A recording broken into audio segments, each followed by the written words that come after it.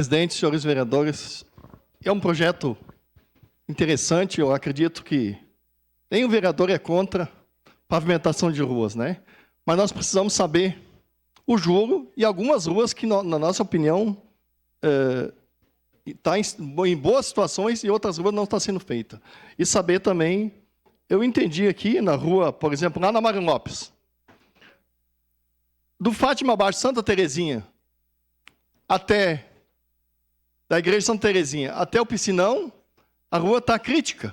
E ali não tem projeto nenhum para fazer nada. Onde tem é dali para frente.